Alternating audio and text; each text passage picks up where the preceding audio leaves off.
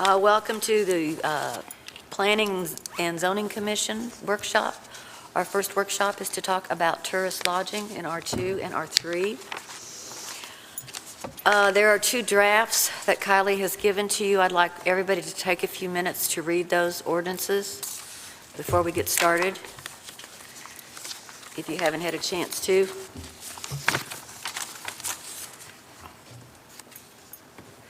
Who prepared these? Kylie prepared this. I think she did. Attorney, by any chance, we need somebody can get ordinances out in a timely fashion. Yeah.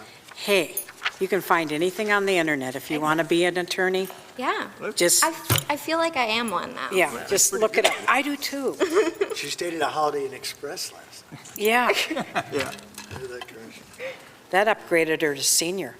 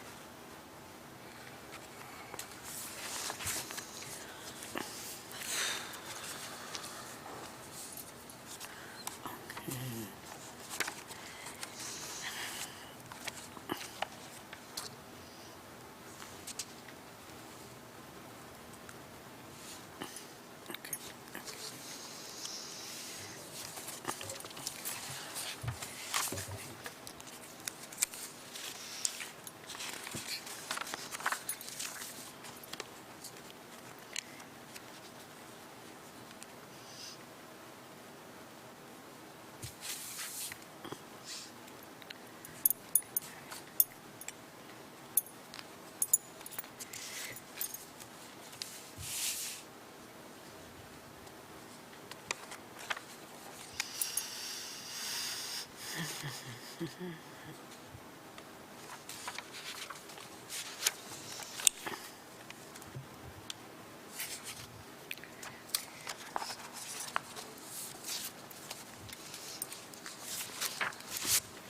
10%, was that part of that table we talked about last time on the second? Yes, so I can explain that Okay. further That's as good. well. Okay, good, good.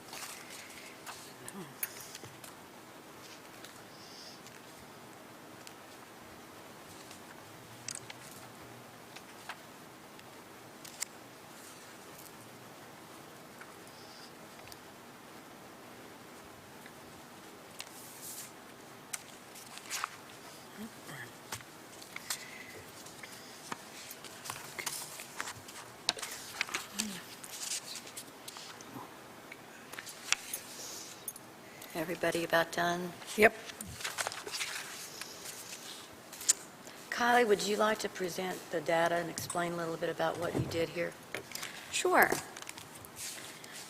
So at the last workshop, I had provided you all with a general overview of our lodging inventory.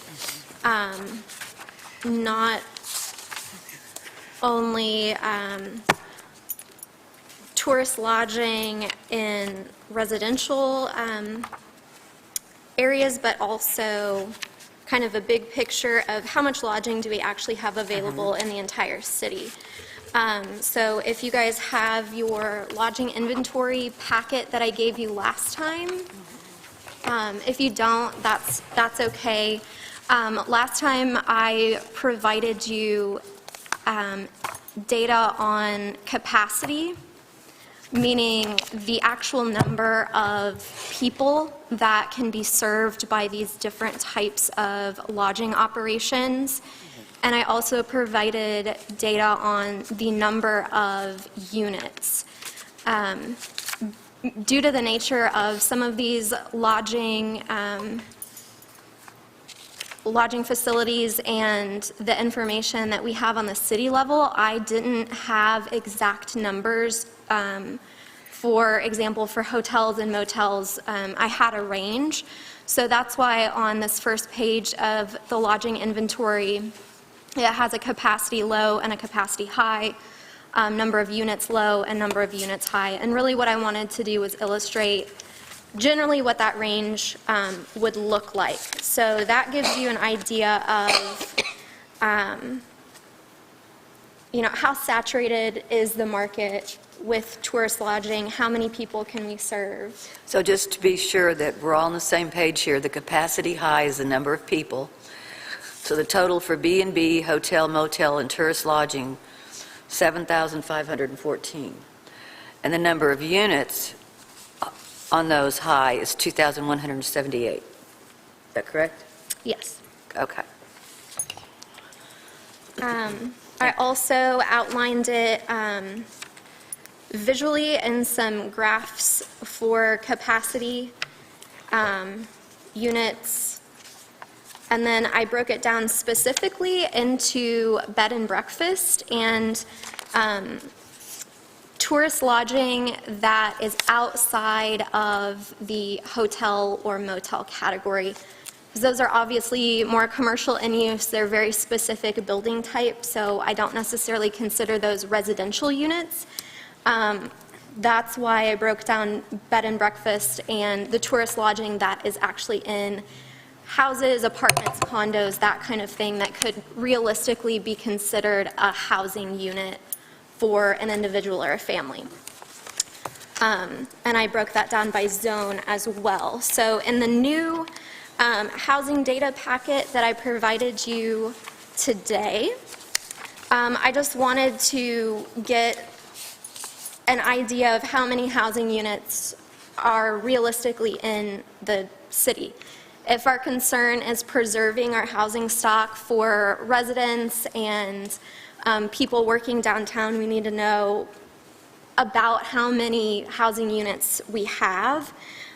So the first page there has an overview of housing units, and Eureka Springs, according to this data, which is 2019 data, is 1,306 housing units. So like I said, that could be a single-family house, a duplex, and so each unit is one house, an apartment, condo. There's also information on rental status, median household income, and median individual income, just kind of to inform our discussions here today.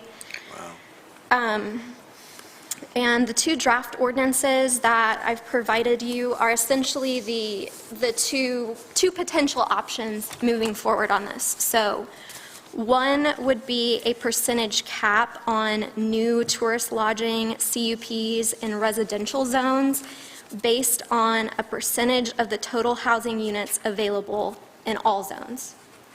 The other option would be total prohibition of tourist lodging in residential zones. So I know that this percentage cap sounds kind of confusing, but essentially what that is, I took the number of tourist lodging addresses, specifically those in houses or apartments, condos, and the number of bed and breakfasts that are currently operating under a CUP, and divided that by the total number of housing units. And I got our current percent of housing units occupied by lodging being 13.71% of our total housing stock. Is that including commercial houses too? That is only in residential zones. Okay. So the total housing units, the 1,306, that's for the entire city regardless of zoning. Okay. And then the, excuse me, I misspoke. So the 179 is in all zones, Okay. but those specifically are residential properties. Okay. So the options, and this is modeled off of other cities, how they Okay. put percentage limits on permitting processes. Currently, like I said, we are at 13.71%, and I gave you a model there to look at different percentages. So it's pretty self-explanatory. Current is bolded. I gave you a lower option, which would be at 10%, and then a couple higher options just to kind of visualize what difference that would make. So if we went to 15%, that would be adding 17 more tourist lodging units. If we went up to 20, that would be adding 82 tourist lodging units. If we went down to 10%, that would be reducing by 48 units. Does that make sense? I know that's Yeah. a lot of information. Yes. That makes sense. And just to note, too, in addition to all our tourist lodging, on Beaver Lake, there's 165 hotels, lodges. Table Rock Lake, there's 84. And Holiday Island, at least 16 of the condos. So it's not that cannot accommodate people that come to the area. And again, I'd like to emphasize that that 13% does not include tourist lodging in hotels or motels. Okay. So that entire sector of the tourist lodging market is not included in this. Okay.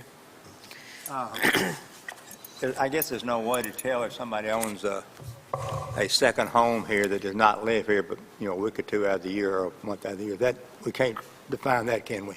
No, there's not an easy way to get that data, and a previous draft that I had prepared that was more closely modeled on the Crested Butte program, where they have a difference between primary vacation rentals and secondary. When I ran that by the city attorney, he said that we would be running into some issues with Arkansas state law, because apparently you can have up to like 20 primary residences in the state. So there's no good way to get that data or have it really mean very much, unfortunately. So in other words, I can run in any ward. Yeah. That's right. If Hey, you my have a options are- house in each of them. My options are looking good. I think you about have it. Yeah, I House think in I every think I ward. can figure it out. Yeah, Ward 3 needs a good person.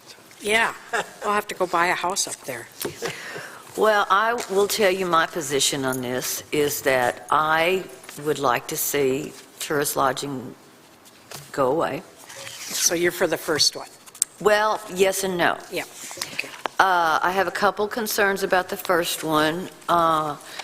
When it talks about the rental or lease of a property for a period of 29 consecutive nights or less, I would like to see some kind of language,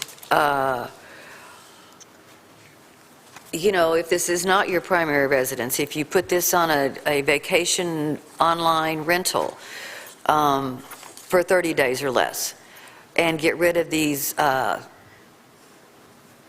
flaws that we have in the ordinances, so people can't live out of state, buy a house, and say, oh, well, I'm renting it for 30 days or less. We can go above state law, we just can't go under what they give us. What about if we did, if it's legal to use advertising, if we did something, this wouldn't bother me in my neighborhood, if somebody had like a second home and wanted to rent it to someone that was maybe looking for a home, or their home was getting built for like 6 months. Because that's not always, we just tried to find our new tourism director a place to live, and it was like a Well, nightmare. Kylie had to buy a house in Rogers. Yeah, it was a nightmare. So I would hate to take away something that somebody might say, well, I'll rent it to them for 6 months. So I don't know, there's a a catch, but I agree. This, somebody buying something and then figuring out how to rent it But I don't think, for, if you're going to rent a house for 6 months minimum, right. I don't think you're going to advertise an Airbnb and VRBO. No, I think there's other So I think places. it has to be some kind of language in there that, you know, if you're on VRBO or Airbnb, you have to have a business license and a CUP. Right. So does that make sense? Yeah, and that's included in this language. It's actually in Section 5, but that could be added into the tourist lodging definition potentially, where it says, to be considered legally operating, the tourist lodging business must have both a current CUP and business license for the subject business. Okay. Okay. But still, here, we're saying 29 consecutive nights or less. Under the tourist lodging, I think we've got to be more specific so that we don't have any more of these people that kind of, and try to circumvent the system. So instead of days. Instead of, yeah, I mean, that's just my suggestion. The other problem I have is on number 5, because basically, it says all legally operating tourist lodging business rental dwellings in R1, 2, 3 as of the effective date shall be considered as legal non-conforming, which means they're now all grandfathers. Right. I don't like that either. And then it goes on down to say that the legal non-conforming property status under this ordinance shall terminate upon any transfer of ownership of the subject property, sale, gift. That language came out of the weekly, 2184. I think it's very important that the people that are legally doing business, that have a CUP, that are doing it the right way, have the opportunity, if they decide to sell their property, to come before us. Another issue I have with this is that legal nonconformings right now don't come to us when they're sold. Correct. So that's a big issue with me because they may be horrible neighbors and the neighborhood there's nothing for them to come forward and say, hey, this is what's been going on at this house, we don't want it anymore. And Kylie and I had a discussion about that because now it seems that those should be coming to us, which they never have. So I don't think City Council is going to pass this if we don't allow the ones that currently have it to come forward to transfer it. Yeah, I think the CUP ones should have to come before us to give the neighbors a chance. I mean, we have revoked grandfathers. Yes, but I think even Yeah. on a transfer, they should come to us, at the transfer of the property. Because that way we can say the condition is you must live there. No, that's a bed and breakfast. Well, that's still not. I think that needs to be in our language. I think if we do try to go and take the grandfathers away, I think we're setting ourselves up for a lawsuit. We take away property rights or anything, or? Well, they've had these property rights for 45 to 50 years. They're not gonna, that's kind of included in the price. I think we're gonna have a real problem. Basically, what We don't you have many of them, though. is saying to people that have one of these things grandfathered, you're saying, well, you can go ahead and sell it for 50,000, but you don't get to have the 100,000 because of the CUP. Too bad. Yeah. That's what you're doing. You're taking away their right to an income by saying it automatically ends. No, it wouldn't end. We're just, they could, Well, that's what the. Well, that's what I'm language saying. says. I don't like this language. And that's what I'm pointing out. You're telling people that the city is going to decide how much money they get to make, and that's not right. That's not the way it oh, works. So, okay, I see where you're, yeah, so yeah, no, that needs to be removed, changed, whatever. Definitely come before us on the sale, that person, but Now, on the second ordinance, what I do like is when it gives the definition of tourist lodging. Tourist lodging is not allowed in bed and breakfast. It's not allowed in any property that is subject to a deed restriction, covenant, or any other city restriction or requirement regarding occupancy. We've had the covenant issue come before us We had it on Thomas, now we have it again on East Mountain, where it's something we've never been able to, Didn't we turned it down on Thomas, and it went to city council? I thought city council got the legal opinion saying that deed restrictions did not override city council, and that we couldn't prohibit that. but it's not in our ordinance. Okay. But if we left that tourist lodging in, that gives them the right to apply for tourist lodging. That's like, because second ordinance is, am I correct in saying this is kind of allowing tourist lodging, allowing them to apply? It is essentially a compromise between a complete prohibition. It allows people to apply up to the 10% of the total Okay. residential units. So we're already over that. We're already Yeah. at 13, or whatever percentage you decide decide. to set. Yeah, I don't think we want to do anything that gives the option that it's even Yeah, available. I personally, because if you look at the zoning map, we have so much commercial property. I mean, we have a ton of C2, C1, C3. North Main used to be kind of residential. I think it's down to maybe 2 residential houses. The rest of them have all turned into tourist lodging. So I think that, I think I personally would rather banish it, and I don't like turning the existing cups into legal non-conforming. But the ones that are legally non-conforming, I want them to be able to stay. Okay, I'm going to argue this point again. People come to stay with people or in people's homes so they can temporarily be part of the town, the neighborhood, the area. If you stick them over in commercial only, that is not the same thing as in our neighborhood. And you've got to keep that in mind. People want to belong, they want to participate. Mickey, a lot of C1, C3 is in the historic districts, in a residential neighborhoods You too. can't limit it in that regard.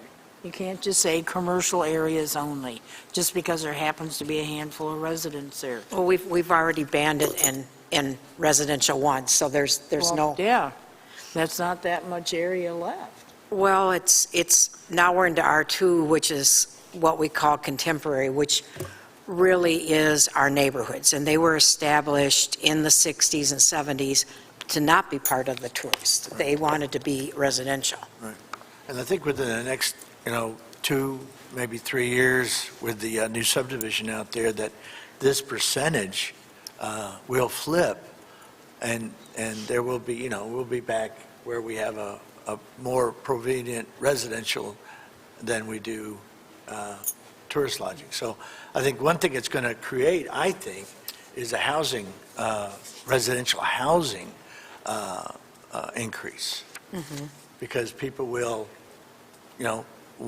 like, I think, Vicki's got I understand what Vicki's saying. The thing is, we've got to instill that, okay, you've got to live here to live here. You can't just come and stay for a week. You got to live here if you want to get, if you want to operate, you got to live here. And that's part of the thing I think we're hearing, is that without increased residents, the town is doomed. I mean, basically, that's it. I mean, it's not like, so if we look at some of the towns around the country now that have not done this before it got out of control, they are, Las Vegas, different places like that, where basically you've got to go 20, 30 miles to get an adequately priced place to live, because everything else is tourist lodging. And so I think that's where we're headed. We're headed on Rocky Road if we don't stop the lodgings, tourist lodging, to a point where people have to, they want, I think people want to build houses, but they're looking at the money. And I think if we stop the money flow, then people will build in houses they live in. That's my opinion, of course. We got somebody down there. Are we going to recognize them? Oh, hey, come on up. Pardon me for being late. I guess as I'm listening to this, what would stop, and in reference to what Mickey was saying specifically, what would stop what I have next to me? Which is, they can easily say, they're just experiencing Eureka. All I'm And they're saying in a is- residence, the owner does not live there, and it's a steady influx of, we're experiencing Eureka. I know what you're saying. All I'm saying is we can't just ban totally from other areas. You can restrict it and make it B&Bs only, where somebody's got to be living there. That's fine, but you just can't ban all lodging from the neighborhood areas, because that's what a lot of people want. We're not. We're going to leave the B&B in, Mickey. Well, what I'm saying is you just can't, I'm saying, go ahead and restrict to word cross-eyed to make sure our neighborhoods stay as proper neighborhoods, but don't totally cut it off. Okay, I have a question more to Kylie, because I don't have the statistics in front of me. But you stated that we're at 13.7 right now. What is the average? Is that above? Can you give me a visual, or I can look at the material? I'm pretty smart, I can read charts. So I just need a frame of reference, because 13 may sound like quite a bit, but I don't know. You mean the average compared to other cities? Yes, of this size, and I want to make the last point. Is this based off of 2019 data? Yes. Okay. It's tricky because the housing units is 2019 data. The lodging addresses is current city data. So there is a mismatch there with those two, but this is just an attempt to illustrate Understand. about where we're at. I don't have comparative data for other cities of this size, simply because it's not readily available. I had to, I don't want to say invent this, but compile this myself for our city. So, I mean, I can definitely look and see if I can find it for other municipalities of this size, but it's difficult. A friend of mine, anecdotal because I don't have, but is on the economics over in Huntsville, and they're having a similar issue as we are. Fayetteville is having a major issue with this, and it gets down to the zoning and how they're trying to restrict, not prohibit, restrict, so that residents have a place to live. That's a neighborhood. So I throw that out to you because you're not the only one struggling to get this data.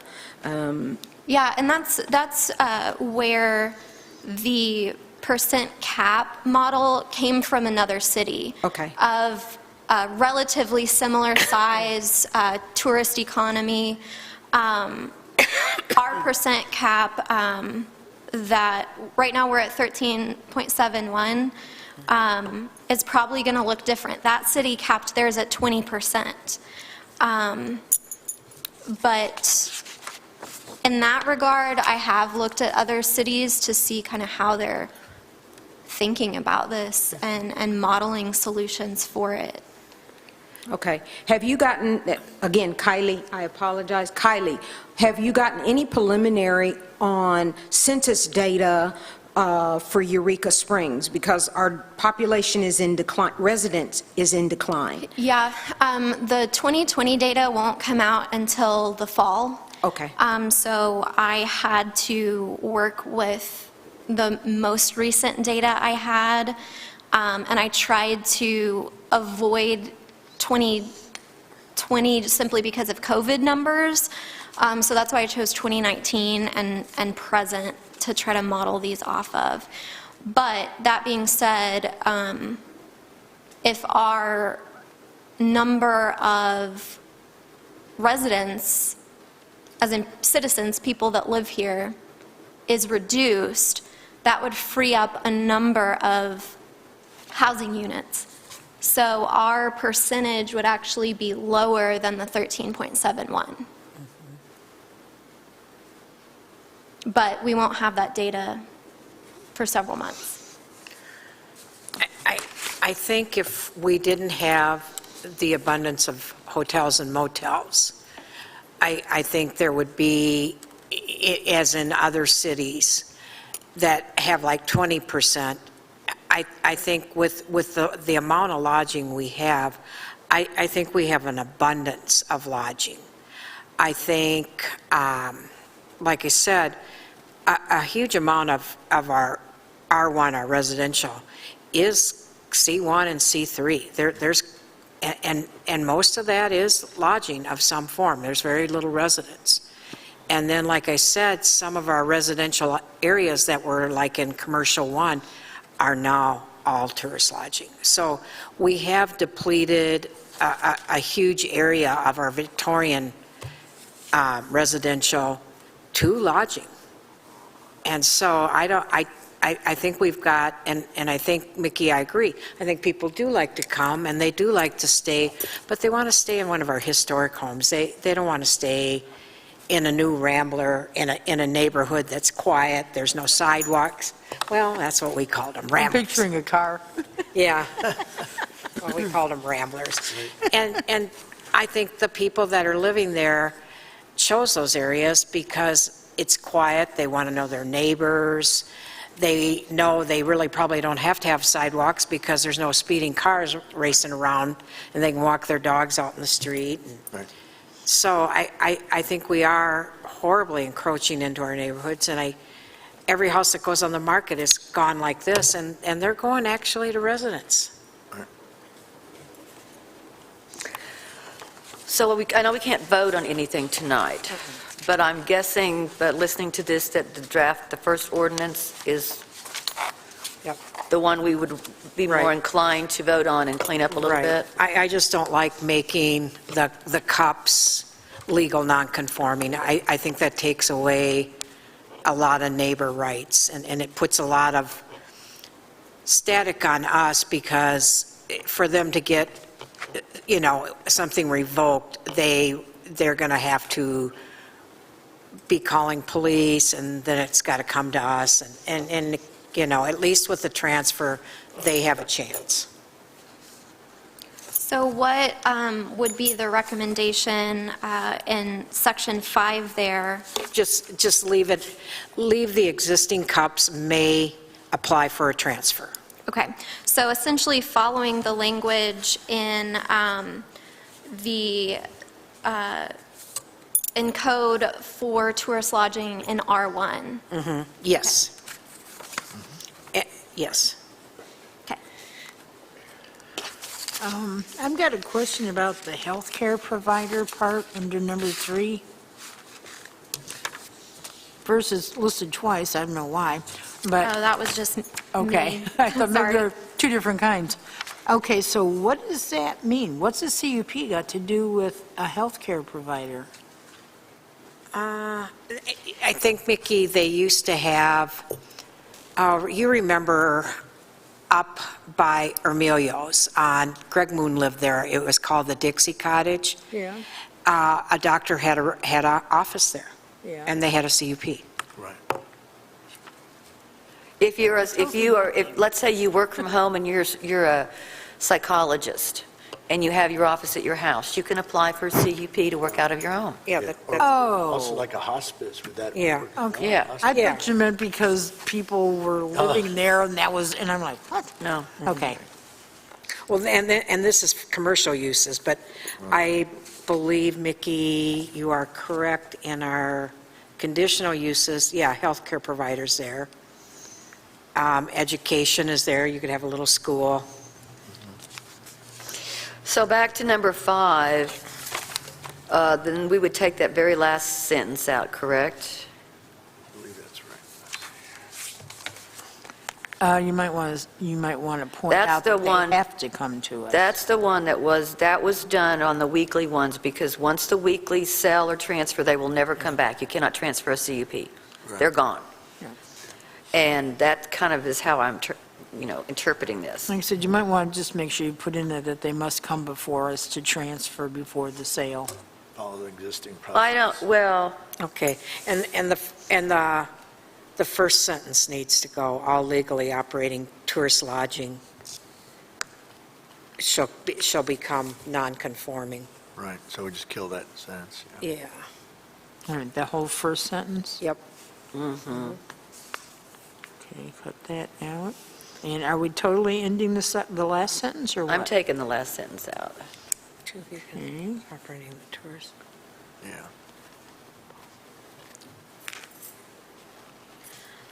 Right.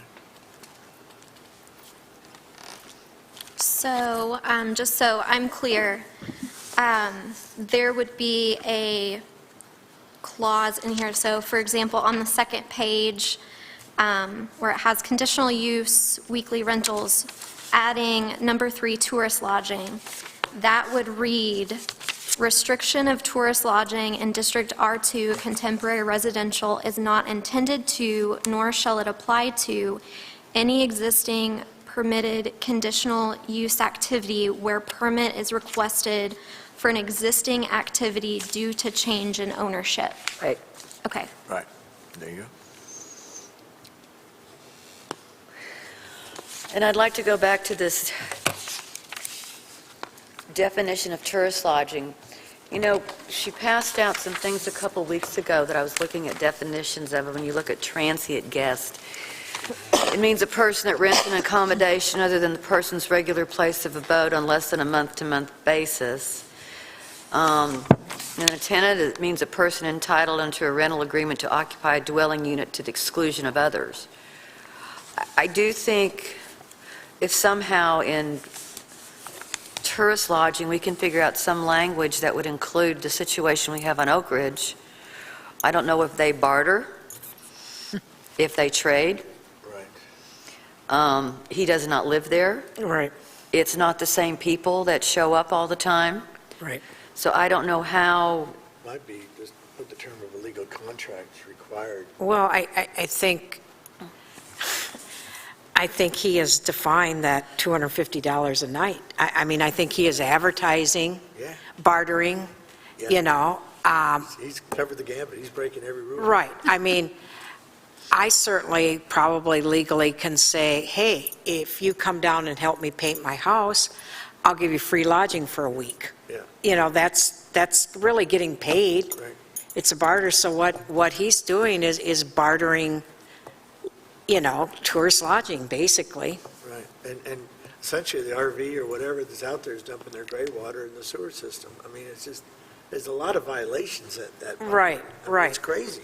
I- It's totally insane. I can't believe it's still there. There should be tickets all over every vehicle on that property right now. I think, again, like I said, we need to sit down with Bobby Ray and say, you know, it's breaking every law, enough's enough, Yeah. you know? I mean, it's crazy. I don't know. I mean, yeah. so, do we want on this rental or lease of a property for a period of,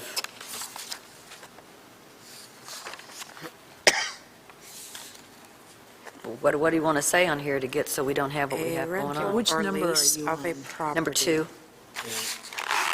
Number 2. For a period Oh, of 20. weekly rentals? What? No, it's Oh, that other thing? it's the very first ordinance, Mickey, Yeah, and it's the second page, number 2 at the top. okay, that's what I said, okay. The weekly rental thingy.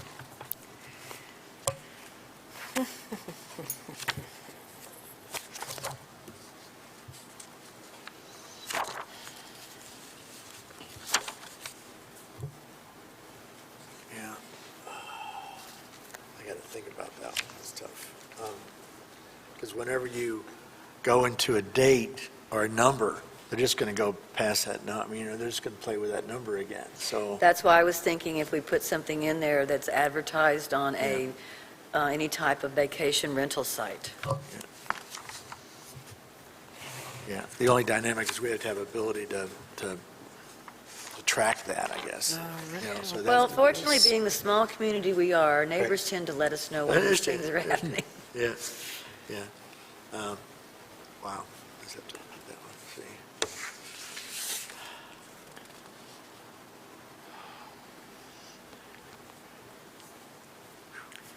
Why do we have to say 29 days? Why can't we just say for any period of time that's advertised on vacation rental websites? I mean, I know 29 is the state. 29 is the state. I mean, I don't know. I mean, basically, the owner of the property, Right. 30 days or less, you can become a squatter. You're not going to get kicked out. You're kind of silly if you do that. Right. You know, you're taking that as your own risk. But if the only way we can, and if this 120 Oak Ridge is on Facebook, I think what we should come up with is that new language, short-term, and use that language, short-term, and then come up with the definition of what short-term means. Okay, sure, in the back, like short-term.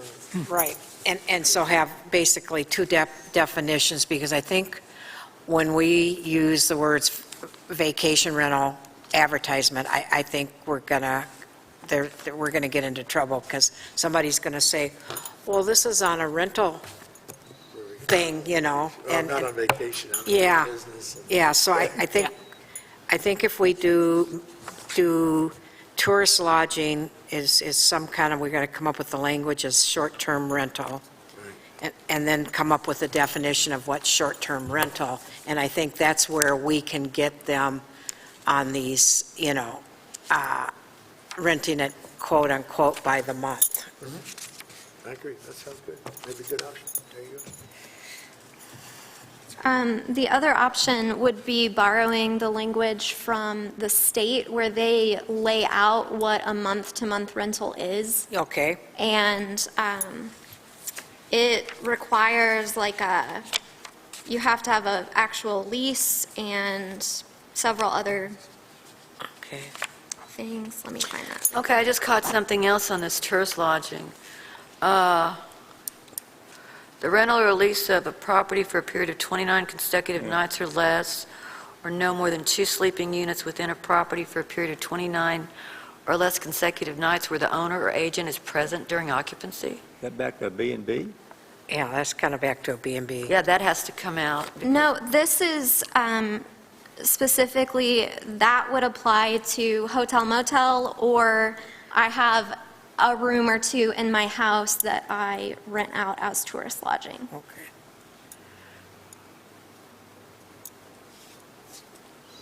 Okay, so that's not the real actual definition of tourist lodging. The current definition of ours is dwelling in which sleeping accommodations are provided for and offered to transient guests. Okay, The sentence that with a strike through. okay. But we don't want the, That one would be good if we can incorporate short-term in there somehow. And what, Yeah, but short-term I'm- sleeping accommodations. but we're getting rid of it, which means you're not going to be able to rent out your room to tourists. Right, but we still need a definition. I know, but this, where the owner or agent is present during occupancy, they aren't Right. there when it's a tourist lodging. Right, but if we abolish tourist lodging, then the definition is moot and void, because we won't be handing out any new CUPs except for existing ones. No, but I think you need to still have a definition in there what people have to abide by.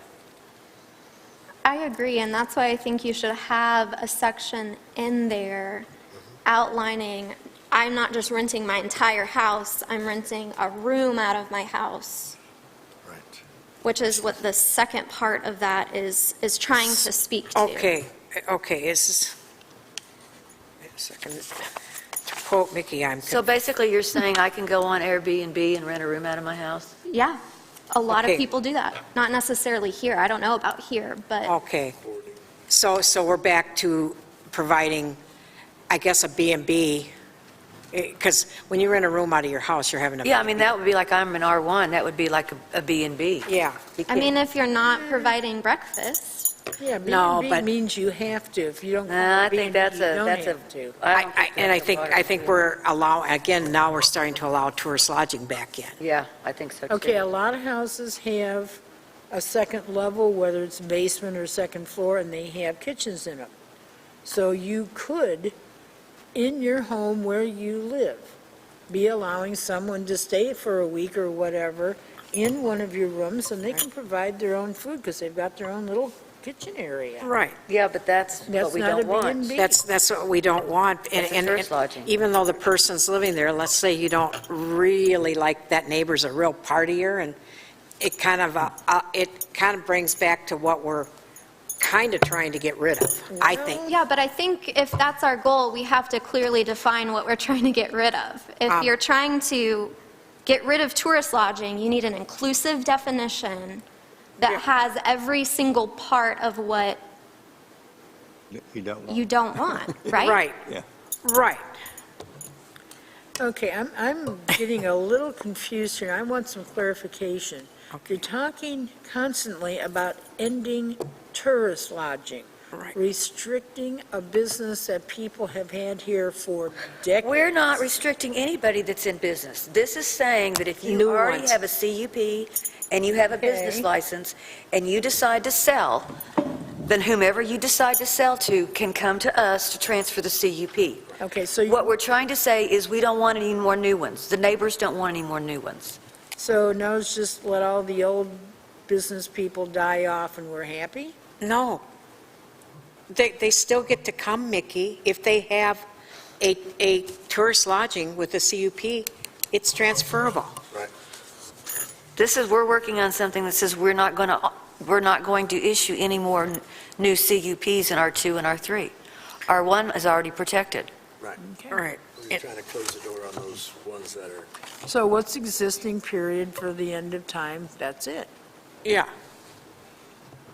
I mean, ordinances aren't set in stone. If up the road, we decide that, hey, we really do want more tourist lodging, we ban this ordinance. yeah. I don't know, I understand what y'all are saying and everything, and to a point I agree, but it's like you're cutting off your nose to spite your face. Okay, we've got about 8 minutes before we have to go into our parking. So I'm concerned about the definition of tourist lodging. And then that first sentence on the number 5 and the last sentence to come off.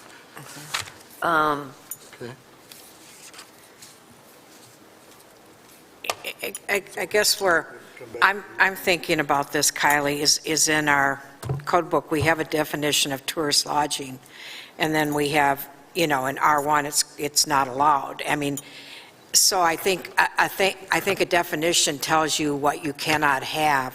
For me, this definition says, well, you can't have this, but you can have that. It almost sounds like we're allowing, and we are allowing them to have B&Bs, and that's what I would consider a sleeping unit in my house. If I had a sleeping unit in my house, I would, whether I served them breakfast or not, or I had an apartment in the basement, I would still consider that a B&B. Or again, as Mickey said, if they have an apartment in their basement, you are kind of providing tourist lodging. Well, I hope if they had an apartment in their basement, they'd be renting it to a local who needs a place to live. Right. But I don't want to leave a door open that, No, I don't either. so, So alternatively, okay, so if we look at the current definition of tourist lodging, dwelling in which sleeping accommodations are provided for and offered to transient guests on a short-term basis. Yeah. And then add a definition Of of short-term, short-term yep. and long-term. yep. And then that's probably where we can get that, rent by the month Right. out of there, is get a good short and long-term definition. Okay. Kylie, I do want to say both of these are excellent. Yes, they are. Thank you for doing all Excellent. this. Good job.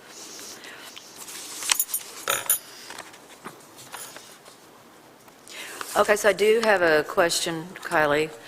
On the very back page of this ordinance, there are 2 tourist lodging, and it says no business license. Yeah, I'm curious about that, too. I am as well. I was taking the CUP list and the legally non-conforming list and the business license list and rectifying those together, and those were 2 that I did not see on the business license list.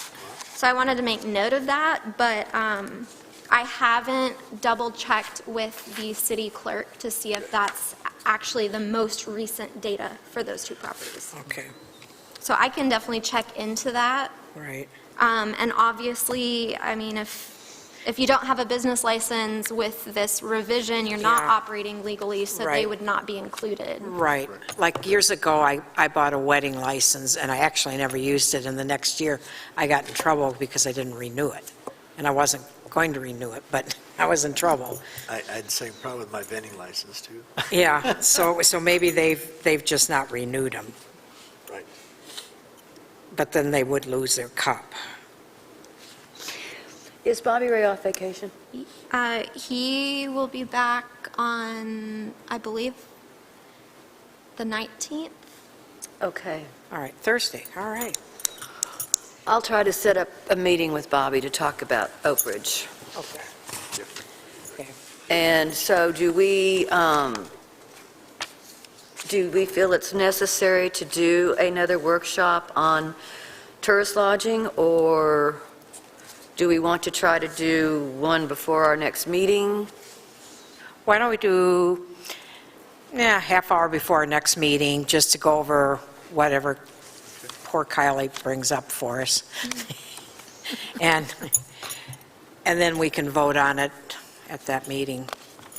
I mean, I think it was excellent. Just discussing it at the meeting, I mean, that, Yeah, we'll discuss I mean, it. rather than having a workshop before, just have a discussion at the meeting. Okay. Oh, okay, yeah, that's Try to fine. think about, the logistics of having the people here and getting on the calendar and all that. Okay. Okay, so what were you saying? I couldn't hear. So we are going to not have a workshop before our next meeting. We're going to get the, I guess, Kylie, you're going to revise the draft. We'll discuss it at the next meeting. Okay. And at that point, hopefully, we can vote on it and then get it before city council. And I'm going to try to get a meeting with Bobby Ray to talk about Oak Ridge. So meeting as usual at 6 PM. Do we want to meet next week? Go ahead and meet and get this done so that we can get it in front of city council as soon as possible? Yep. On meeting with Bobby Ray, do you think we need to have the chief of police there too? Because sometimes they say, well, that's really the chief of police job, not mine, Yep. vice versa. Well, I talked to the chief of police. He says Bobby Ray doesn't work for him. He Well, I'm works just saying, that directly sometime with you the mayor. ask Bobby Ray a question, he says, well, that's the chief of police, I'm not. I see what you're saying. No, you would defer, so we wouldn't have that. You know, I'll do this. I'll call the chief of police first. Let me talk to him, and then I'll talk to Bobby Ray. Okay. Yeah, I think we should have a meeting next week. Because it would be our regular date on Tuesday. No. Yes? If we did our 2 meetings a month. If we If we did, did our 2 meetings a month, yeah. and if we go ahead and then get this done, then we would be ready to go the first September city council meeting. Right. Ask her if we're open. If we're what? Kylie, are we open next Tuesday? I assume, but I'll have to check. You need to bring a calendar for any meetings you come to. She can't bring her whole office. Yeah, I pretty much. That's did what I'm glad to get rid of all this myself. So 34. Hey, 24. okay, we got a question out in the audience. I just, after listening to all of this, can I just get an understanding, are we protecting residential neighbors? Yes. I've heard a lot of discussion in 13.7 and prohibit, so I just, can you summarize? I'm not looking for a final answer, I Yes. understand. What we are going to propose is that there's no more tourist lodging in R2 or R3, just like there's no more tourist lodging in R1. If you already have a grandfathered in, or if you have a conditional use permit, and you want to sell that property, they can come before planning to transfer the CUP, but we would not be issuing any new ones. And we're trying to determine a definition that encompasses Huckleberry, Oak Ridge, and the 29 days. Yep. So that we can be all kind of inclusive on that everything's covered here. If this is not your primary residence and you don't live there, and you don't have a long-term tenant, and there's all this activity, then that's what we're trying to figure out the best language to address. Okay. And, sorry. The main reason I'm asking is that the property on the other side of my Oak Ridge interest point has sold. This is their third home. The person that bought it, this is their third home from Florida. So we're all kind of preparing for, we don't know. We have Well- not met them, we don't know anything. This is all what the seller. Well, this is what we do know right now. There's a 120-day moratorium on issuing any new CUPs. No more than that. So nobody can come before us. Yeah, more than that. There's 9 months. 9 months, There's which I don't probably think, 8.5 months now. we don't need 9 months, I think, to decide the situation. But no, Yeah. they couldn't come anyway. Okay, But what we don't want to happen there is what has happened on Huckleberry. correct. Yes. Okay. Yep, and they have not applied for anything, so they cannot apply. Okay. Okay, is there anything else on this? Well, welcome to the Planning and Zoning Commission's workshop on parking. Do we have any paperwork? I have the last conversation, we talked about signage. And that signage would be a sign that said something residential parking only, 6 PM to 6 AM. Anybody have anything else? I think what we should do is set up in the problem areas, and it's mainly in the historic district. I think we should have green curbs, so they're very defined where it is. I think we should have, my street is a mess, but I do notice during the day, there's like, a couple days ago, I drove up and there were 3 parking spots. And I'm like, yeah. Actually, no, there was 4. And I'm like, yeah, well, within a couple hours it filled up. But I think, I would say 5 o'clock to probably maybe 9 o'clock in the morning, then the rest of the day have it open. Because a lot of people go to work, they don't go till 9. They come home at 5. Well, if it's residential from 6 PM to 6 AM and there's no parking spaces on the street at 6 AM, you're not going to park there anyway. Right. When you say residential, what do you just want the people to live there? Like- Yes. Well, yeah, Or whatever. Yeah, we talked about to start out with, it would be kind of an honor system, to the point that, It doesn't need on all streets. yeah. For instance, Owen, there's only 3 houses on Owen that do not have parking. Elk Street needs the signs. Yeah. Pine Street needs the signs. Signs. Spring Street. Areas. I think Linwood is okay. They don't have, most everybody's got a driveway in Linwood. There's not a lot of We- tourist parking that goes on there. And we might have to check Singleton. Some of those streets we don't really see because they're not thoroughfares. Right. But I do know that there are problems on Singleton, so we should probably maybe check that out. Right. I think like Mountain, there used to be horrible problems, but the people that had the problems figured out ways to put parking in the back. So they tended to kind of eliminate that, but we probably should check them. Yeah. Well, one thing I can tell you on Mountain Street, being at the church there, Memorial Baptist Church, we have designated parking on Sundays that are actually signed, and they're Yeah. actually city signs. But I'm having to call the cops almost every Sunday to Right. get people to move their cars. And we leave notes on them, and they just ignore us. And Forget, but there's a bunch of apartments Yeah, downtown. That's exactly what it is. yeah. And so, yeah, a lot of them park there. That's one of the big problems. So, yeah, I think we need to definitely have signage on that street. Yeah, I agree. I think signage is really the only way that the cops could actually do And it. like, I say, like green curbs to really define that Yeah. at certain hours, this is residential parking. Right, and the same thing, like when we had no smoking in the park, until we put signs up, the cops Right. couldn't do anything. Right. I mean, they would tell us, there's no sign, and we'd say, okay, so finally they got the signs up. Right. So, but that's what, you've got to, so the cops can't, unless there's a public display of enforcement actions, Right. they can't do anything. Right. So we're talking Mountain, Elk, Pine, and Spring. I'm Yes. going to To repeat start. myself from last time. Use the word resident, and anybody who is staying in a B&B, tourist lodging, whatever, are going to consider themselves residents. No, they're not. Yes, they Well, I can are. tell you on my street, I have a tourist lodging and a B&B. They do what they're supposed to do.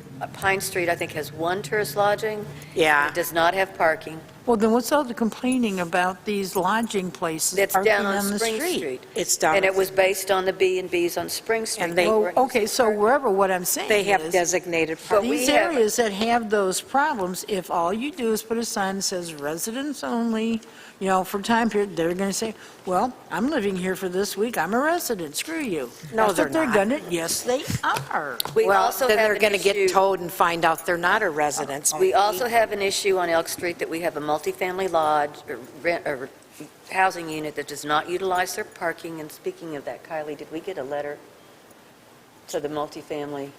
No, I'm not certain that I have the most up-to-date list. Okay, we have it, that, there's 10 of them that are grandfathered. And they're, I think they're, the only one that I can think of, Kylie, it popped up on Benton Street, and they should have gotten a CUP, and they didn't, and they're a problem parking. They're parked out in the street, but the rest of that list in our book, that's really the only multifamilies in the area where we're having problems. We said on Spring Street, you can't park there unless you're a resident. This is what's going to happen. This is what, if we start with the signs and the curbs, then we're asking people to do the honor system. Where some people want to go with this is they want a permit on their vehicle. Yeah. And their own parking. And their own Yeah, parking it says space. Residents only, and the tourist parks there, and the people say, well, call the police, well, there's somebody parking on No. Missouri Tack, come get them. What it would be, Tom, is like certain areas like Elk Street, we'll say, is really bad. When you get closer down to Ann's house, there is actual parking away from other residents. The residents down there have off-street parking. So they're not the whole street. And the same with Spring. There would be just a section, certain areas where there's problems would be the residential parking. And yeah, I guess if you move into town and you have Missouri plates and you're residents there, you probably better go tell your neighbors, hey, that's my car over there, I live over here. Well, I think before we start trying to keep tourists from parking on Spring Street, we need to find someplace to put additional parking in town. before we put Well, that where we're talking about on Spring is down I know what farther. you're talking about. I mean, I know who's bringing up, No, I know, things but- started, but I mean, but- if we're a tourist town, we're talking about giving tourists tickets for parking on the street. Right, but at that area, Tom, another block down, if you have an arrow pointing, public parking 100 yards down, you can put something. There's more parking than you can shake a stick. You go by the, Residents can park there too. I mean, you're pushing the tourists as far away from downtown as you can, and the residents, they're closer to that street you're talking about area than the Well- people that want to walk down to shop on. most, just so that, because I know those people down there, most, they don't really have problems with the tourists. What they have is let's see, duplex, B&B, eightplex, duplex, threeplex, duplex. And then across the street is a tourist lodging with zero parking. So it's behind this row over here is parking for all this place, and these people aren't parking back there. That's the problem. Yeah. They rarely have tourists. You're going to penalize the tourists because the people that have these B&Bs or apartments are not parking where they're supposed to. Right, I mean, right. that's just backwards, I mean. Right, but during the day, the tourists can park. Okay. Yeah, I mean, we're going to have hours, but during the day, they can park, and like one of the B&Bs there that has, required parking, only has required parking for 3, and he has a 5 units, so his people, some of his people will be, How did that get approved? they were grandfathered. Really? Yeah, How could they be grandfathered when they didn't comply with the So we're going law? to say like 8 to 5, the Yeah. tourists can park there? yeah, Okay, yeah. okay, okay. Yeah, I mean, yeah. Absolutely. All right. Because, I mean, in my neighborhood, I don't want to take away from like Oscars, because that's a lot of time what I do have people parking there. Sure, sure. But it's during the day, I don't mind parking a block away and walking, but at Yeah. night, I really don't want to stumble Right. up our lovely sidewalks or bad roads. Yeah, it's amazing when there's certain things that, when I got involved with, like on East Mountain, and I said, why don't we make it local traffic only? I never heard such a hoopaloo saying, oh, what are you, out of your mind? Yeah. But yeah, so, Well, the signage is an administrative thing, Right. so I'll need to talk to the mayor about that. And the police chief. And- After our last workshop on this, I did bring it up at the department head meeting, and there was, I mean, I didn't get a whole lot of feedback. The one helpful bit of feedback that I did get from, I believe it was the Public Works Director, that we would need an ordinance to designate Yep.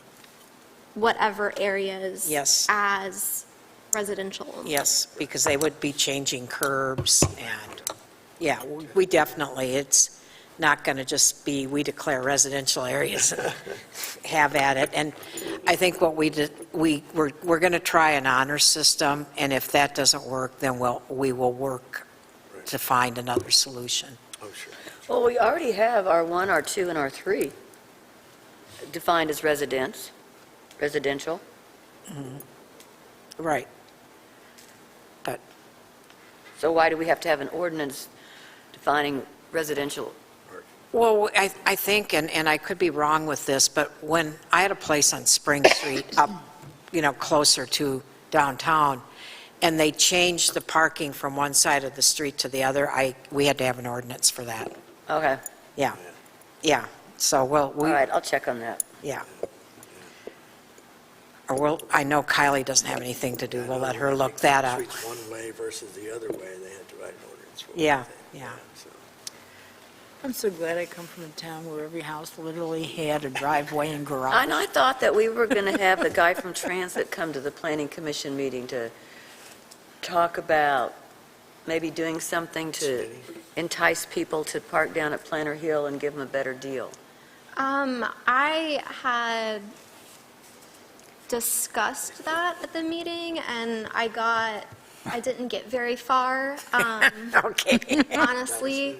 The concern was their pricing is federally regulated. Okay. He always does. Here's, Well, no, I warned you guys, it's all federal. here's one that floored me, is the school board gave the community center, the school. Right. I don't know why they didn't give it to the city, because we could have used all of the parking up there, and it's 3 blocks to downtown. Right. There's an immense amount of There's a parking. beautiful down, that street going right down. You Yeah. have to remember the council battle we had, because city council didn't want to be part of the community. No. Even though we are the biggest part of the community. We did not want to So, rent, no, they we did weren't not gonna want to get- rent No, a it was room. free. All we had to do was do that one sidewalk for handicappers, that's all we had. Well, that's we- not what we're here to talk about. No, we did do Point that. being, no, they're not about to give it to the council who put their nose up at them. So does anybody have anything else? I think we're No, I think ready we're, to close. okay, so, good, all right. So we take that to the city council for their, I'm going to talk to the mayor first okay. and see because if we have to do an ordinance, Mhm. then we want to take the ordinance to the city council. We do not want, Do we want to give them the choice between signage for residents versus permits, since we've had so many people ask for little permit stickers? Do we want to give them I'm that not option? in favor of that, only because there's a lot of people that they rent, but they don't own. Yeah, And if you go someplace else and move, you can't sell that permit. right. You can't trade that permit. Permits can be listed for a street, for a number, whatever. Yeah. But then you also have the thing with people going out and calling the police all the time Yeah, because this person doesn't have a decal on their car. Well, we don't have the enforcement for that, and I don't think that that's a good use Yeah. of our police I mean, that's- officers be on a stupid. That's going to be, Makes the city some money. that's going to be a last-ditch Yeah, effort. absolutely. But you And- don't think you shouldn't give the council at least the option of knowing there's two things being considered? Well, yeah, I mean, we certainly will. Talked to Ray, and she said that they can't enforce it. They don't have Right. the time Yeah, to do why it. pass something you Right. can't Mark said that, enforce? you know, if you've no Isn't point that paying kind them, of you up can't to enforce it. them? Right. What we're hoping is that it'll be an honor system. What we're hoping is the B&Bs that have parking will start using it. Right. The multifamilies that have parking will start using it. You know, and basically, people that have visitors, their visitors will park somewhere else. I mean, we're hoping it's an honor system. I mean, that's all we can hope for. Kylie, I emailed you a list of the multifamilies. Okay. One question, we had somebody here last time talking about the running a shuttle bus every 15 minutes. Does that fall under the federal guidelines where you can't do that either? You know, parking down by That was the guy that does the parking. the train station down there? Oh, You know, he suggested having running a, I brought that suggestion up at department head as well. The property owner of the train station apparently is not interested in that type of partnership, so. okay. Well, do you go to department head meetings? Good for you. Now you got a compatriot in there. There you go. So I know you called a special meeting today, so could we cancel that? Okay. What special meeting? In case we decided we wanted to vote on something after Oh. this is over, so. Does anybody have anything else? Nope. So, all right, so I'm going to get with the mayor. We'll have both of these items, the tourist lodging in R2 and R3, and parking on the agenda for the meeting Tuesday night. Sounds good to Is there anything else that's going to be on the agenda? Kylie, do you know?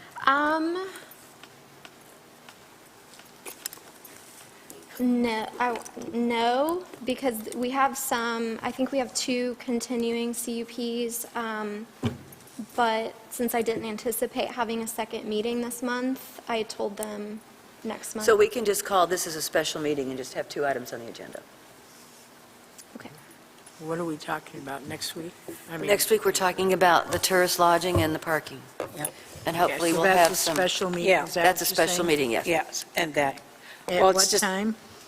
if 6 it's- o'clock, It, a regular meeting time, as long Okay. as there's nothing, if it's a special meeting, then we've got to have 2, one on, Yeah, each has to be listed separately. yeah, so we have to have 2. so do you want to have 2? We have to, we want to address either, we only address one issue. Okay, we'll have 2 special meetings next week then. Okay, If you want some more fun, we can add 3. thank you, guys. Thank you.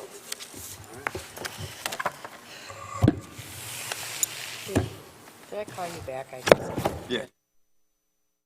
I don't know. Okay, Like I said, looking